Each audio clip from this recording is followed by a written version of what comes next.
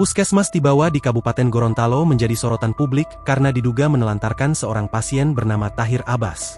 Kejadian ini dibagikan oleh content creator, Rahmat Ahmed Andrianald Muhammad atau dikenal Ahmed Gorapu. Dalam video berdurasi 1 menit 22 detik itu, Ahmed Gorapu memperlihatkan kondisi pasien korban kecelakaan lalu lintas tidur di luar ruangan. Diketahui, Tahir sempat bertabrakan dengan ambulans pada Minggu, 4 Mei 2025. Ini pasien, di luar, dingin, ucap Ahmed sembari merekam posisi Tahir yang berdekatan area parkir. Ahmed lantas menyoroti 2 tempat tidur yang kosong. Ia mempertanyakan alasan pihak puskesmas tidak menempatkan pasien di dalam ruangan. Terpisah, Sandra Jafar Biu selaku keluarga korban, membenarkan bahwa Tahir Abbas terlibat kecelakaan dengan ambulans dari arah Kabupaten Pohuwato. Ambulans itu tengah mengantar pasien rujukan ke RSUD Dunda Limboto.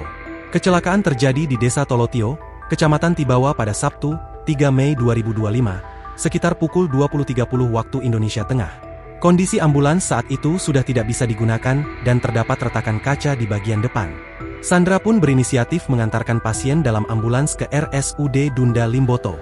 Sementara Tahir Abbas dilarikan ke Puskesmas Tibawa untuk mendapatkan perawatan medis.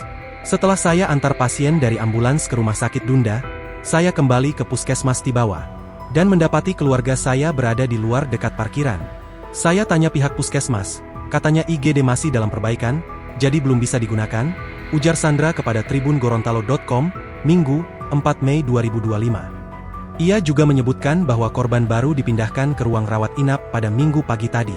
Sementara itu, Kepala Puskesmas Tibawa Dr. Tantri Luawo memberikan klarifikasi perihal video yang dibagikan oleh Ahmed Gorapu. Ia menjelaskan bahwa Tahir Abbas masuk ke puskesmas pukul 20.42 waktu Indonesia Tengah. Menurut Tantri, Tahir dalam keadaan mabuk saat kecelakaan itu terjadi.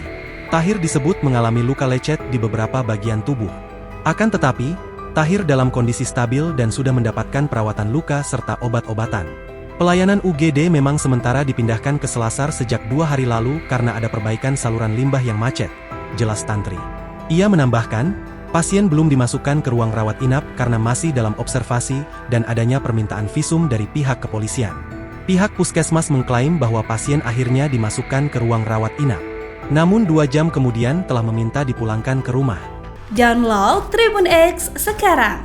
Menghadirkan lokal menjadi Indonesia.